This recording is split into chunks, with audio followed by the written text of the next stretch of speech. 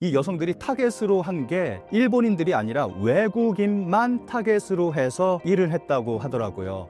그 이유가 외국인들만 타겟으로 하면은 경찰에게 적발될 위험이 적을 거라고 생각을 해서 외국인만 타겟으로 했다고 합니다. 이 여성 중에 한 명은 2년 동안 한 11억 정도를 벌었다고 합니다. 이 소식이 한국에 넘어오면서 이 여성들이 상대한 90%가 한국인이다.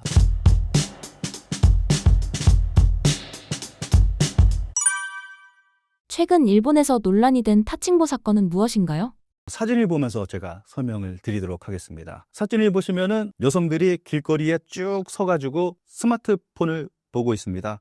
그리고 누군가를 기다리고 있는 것처럼 보입니다. 이 여자들이 전부 다 금옥적으로 길거리에 나와서 서 있는 그러한 여성들입니다. 이러한 지역들이 일본 전국에 있거든요. 그래서 일본에서 좀 사회 문제가 되고 있습니다. 또 사진 하나 보도록 하겠습니다. 이 사진 보시면은 4명의 여성의 얼굴을 볼 수가 있는데 이 여성들이 타친보라고 하는, 타친보가 직역을 한다면 서 있는 사람이라는 건데 이 여성들이 그 타친보를 하다가 경찰에게 적발된 그러한 여성입니다. 그런데 이 여성들이 타겟으로 한 게 일본인들이 아니라 외국인만 타겟으로 해서 일을 했다고 하더라고요.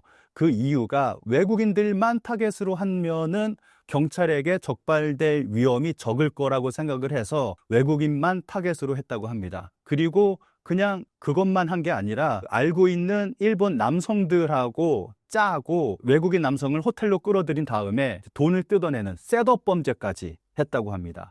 그래서 이 여성 중에 한 명은 2년 동안 한 11억 정도를 벌었다고 합니다. 그래서 일본에서 굉장히 크게 논란이 됐습니다. 근데 이 소식이 한국에 넘어오면서 이 여성들이 상대한 90%가 한국인이다라는 뭐 좀 이야기가 있었는데 제가 일본 언론을 쭉 찾아봤는데 한국이라는 단어는 단 하나도 찾아볼 수가 없었습니다. 뭐 그냥 외국인들을 상대로 했다라고만 나오고 있지. 한국이 90%라는 얘기는 한국 커뮤니티에서 아무래도 좀 주목받으려고 누군가가 좀 만들어낸 그런 얘기인 것 같습니다. 성매매 관광지로 불리게 된 도쿄와 오사카, 왜 일본 사회는 근본적인 해결을 못하고 있는 걸까요? 아무래도 방금 사진을 보신 거리의 여성들 같은 경우는 아무래도 대도시다 보니까 경찰이 단속을 하게 되면은 도망을 가게 됩니다. 그리고 인파 속으로 들어가고 또 가게로 들어가고 그렇게 되면은 뭐 누가 누군지 모르게 되고 그래서 적발하기가 힘들고 그리고 또 파파카츠라는 게 있는데 이제 이거는 온라인상에서 만나게 되는 겁니다. 심지어는 파파카츠 앱이 따로 있을 정도입니다. 그래서 온라인상에서 만나서 돈을 받고 하는 건데 이건 온라인상에서 이루어지기 때문에 또 적발이 힘들고 그래서 경찰이 단속이 있긴 있습니다. 최근 이게 논란이 되고 있다 보니까 일본에서는 경찰 단속도 많이 늘리고 있다라는 보도가 있는데 적발하기 힘들다고 합니다. 성매매 단속으로 일본에서 시행된 대책은 무엇이 있으며 이런 방식이 근본 해결책이 될 수 있을까요? 대표적으로 오사카를 예를 들 수가 있습니다. 오사카에도 똑같이 이렇게 길거리에 여성들이 있는 그러한 지역이 있는데 이게 문제가 되다 보니까 오사카의 시민들, 전문가, 경찰 뭐 이렇게 사람들이 모여서 아이디어를 냈습니다. 그 아이디어가 길거리에 노란색 페인트를 칠하면은 이제 눈에 잘 띄게 되니까 이 사람들이 모이지 않게 되지 않을까 하는 그러한 아이디어에서 지금 사진으로 보시는 요게 이제 지금 노란색 페인트를 칠하고 있는 그러한 모습입니다. 그래서 페인트를 칠하고 좀 조명을 좀 밝게 하면은 모이지 않게 되지 않을까 하는 생각에 노란색 페인트를 칠했습니다. 그런데 그 결과가 놀랍게도 정말로 이 거리에서 이 여성들이 싹 사라졌습니다. 그런데 문제는 이 여성들이 다른 곳에 모이기 시작을 했습니다. 풍선 효과죠. 그러니까 이 지역만 이제 없어지게 된 거고 이제 그 지역이 다른 곳으로 옮겨가게 됐습니다. 그래서 이거는 뭐 제가 볼 때는 없애는 거는 불가능하지 않을까 좀 그런 생각이 듭니다. 일본 언론의 성매매 관련 보도 방식은 어떻고 이들의 방식은 어떤 문제를 드러낸다고 보십니까? 사진으로 보셨던 그 4명의 여성들 지금 또 한번 보시면은 이게 일본에서 또 크게 문제가 됐습니다. 왜 이 여성들의 실명, 나이, 얼굴까지 언론에서 다 공개를 하느냐, 그러면서 일본의 시민단체가 이 부분에 대해서 크게 문제시했습니다. 그러니까 이 사람들은 나이도 어리고 앞으로 이제 살아갈 날도 많은데 이렇게 얼굴까지 다 공개해 버리게 되면은 일상생활이 힘들어지지 않겠느냐 하면서 이제 이러한 부분에서 문제를 제기한 거죠.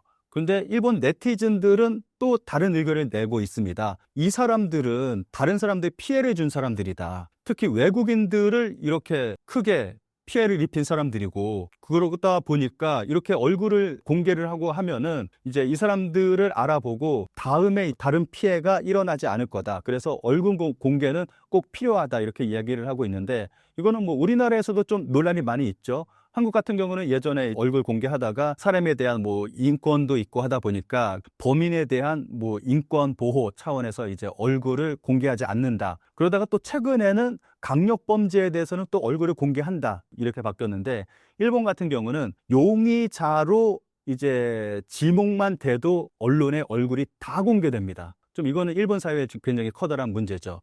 용의자로 지목만 돼도 얼굴, 실명, 나이, 심지어는 살고 있는 곳, 뭐 이런 것까지 언론이 다 취재를 해서 공개를 해버리기 때문에 좀 크게 문제가 되고 있는데, 좀 이번에 이 타친보 여성들도 얼굴이 공개되면서 좀 이러한 논란이 있었습니다. 성매매가 사실상 대중문화처럼 자리 잡은 일본 사회의 구조적 문제는 무엇이라고 보십니까? 근데 이 부분은 구조적인 문제라기보다는 그 문화의 차이라고 생각을 합니다. 성매매는 어느 나라나 있잖아요. 한국에도 있잖아요. 그런데 이제 한국 같은 경우는 이제 음지에서 아무도 모르게 뭐 좀 그렇게 이루어지고 있는 부분이 있고, 일본 같은 경우도 좀 성매매가 좀 음지이기는 하지만 한국하고 비교했을 때는 아무래도 좀 대중적이고 좀 앞으로 나와 있는, 좀 눈에 보이는 곳에 있는 그러한 부분이 있어서 이 부분은 문화의 차이라고 생각을 합니다. 그래서 일본 같은 경우는 예전에 TV를 보면은 한 70년대, 80년대 그때 TV 방송을 보면은 일반적인 그러한 방송인데 여성의 가슴 노출 정도는 아무렇지도 않게 나오는 그러한 게 있었습니다. 근데 그게 이제 점점 좀 이제 변화가 되면서 지금은 그러한 건 볼 수가 없는데, 예전에는 뭐 심야 방송에 AV를 뭐 틀어준다거나 뭐 그러한 일도 있었고, 제가 정말 크게 충격을 받았던 거는 한 20년 전쯤에 저녁 시간대 온 가족이 보는 그러한 TV 프로그램인데 굉장히 말할 수 없을 정도로 좀 야한, 좀 그러한 모습들을 연출을 하는 그런 모습이 굉장히 보편적이었어요, 일본에서는. 근데 그게 지금은 점점 줄어들기 시작을 했습니다. 일본 정치권에서도 이런 부분에서 이제 제재를 가하기 시작을 했고, 지금은 뭐 일본 TV 보면은 어떻게 보면 정상적이라고 해야 될까요? 네, 좀 그렇게 많이 변했습니다. 또 한 가지 예를 든다면은 일본 편의점에 가면은 성인 잡지를 판매를 했습니다. 그것 때문에 좀 일본에서도 얘기가 많이 나왔었거든요. 어린 아이들도 편의점을 이용을 하는데 그 편의점에서 성인 잡지를 팔게 되면은 내용은 이제 비닐봉지로 쌓여 있기 때문에 안은 보지 못할지라도 표지를 보면은 굉장히 야하게 여성들이 나와서 그러한 표지 장식을 하고 있으니까 좀 이러한 부분에서 좀 말이 많이 있었는데, 이 성인 잡지도 사라졌습니다. 지난 도쿄올림픽 당시에 이러한 잡지가 있으면 외국인들도 와서 볼 텐데 부끄럽다, 그러면서 이 성인 잡지를 이제 편의점에서 팔지 못하게 해야 된다라고 이야기가 나와서 이제 그때 이후로는 이제 편의점에서는 성인 잡지를 더 이상 팔지 않게 됐습니다. 또 이게 일본의 문화라고 또 볼 수가 있는 게, 일본 같은 경우는 AV 많이 보고 AV가 굉장히 많이 만들어지잖아요. 그러다 보니까 이 AV를 좀 컬렉션하는 사람들이 또 많이 있는 것 같습니다. 그리고 또 현재 일본은 고령화가 돼가고 있잖아요. 그러다 보니까 이제 고령화된 남성이, 할아버지가 사망을 했는데 할아버지 방에 들어갔더니 수백 편의 AV가 있더라, 수천 편의 AV가 있더라, 좀 이러한 얘기가 많이 나오고 있습니다. 그래서 이제 그 사망한 사람의 그 AV 비디오 테이프, DVD를 처리해주는 전문 업체가 생겨났을 정도입니다. 제가 얼마 전에 본 기사에서는 어느 남성이 사망을 했는데 그 방에서 1톤 트럭 몇 대가 와야 될 정도의 AV, DVD가 나왔다, 뭐 그러한 기사도 봤습니다. 그래서 좀 이런 컬렉션 하는 사람들이 굉장히 많은 것 같아요. 그래서 그걸 처분하는 업체가 있을 정도로 일본에서는 좀 이러한 좀 일들이 있습니다. 그리고 또 하나 예를 든다면은 일본에는 풍속점이라는 게 있는데, 풍속점은 아무래도 이제 남성들이 이제 여성을 만나러 가는 그러한 업소인데, 거기서 이제 소프랜드라는 게 있습니다. 이곳은 이제 목욕을 시켜주는 그러한 업소예요. 그런데 이 소프랜드가 지진이 일어났을 때 또 일본 사회에 공헌하는 부분도 있습니다.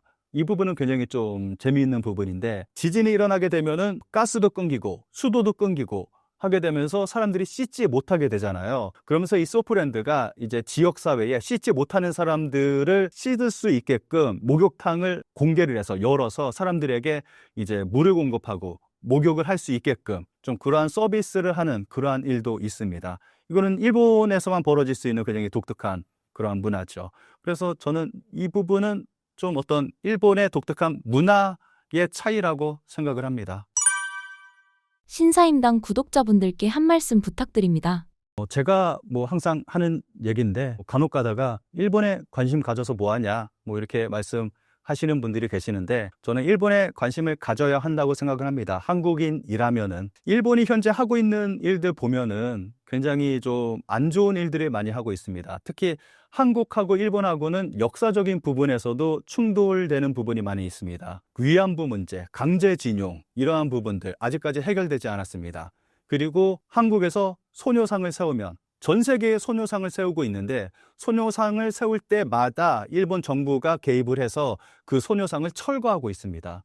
이러한 부분을 봤을 때 우리가 일본이 어떠한 행동을 하고 있는지 관심을 두지 않는다면은 일본이 원하는 대로 이 모든 것들이 흘러갈 거라고 생각을 합니다. 우리가 그래서 일본에 관심을 가지고 일본이 어떠한 일을 하고 있는지 우리가 두 눈으로 지켜볼 필요가 있다고 생각을 합니다.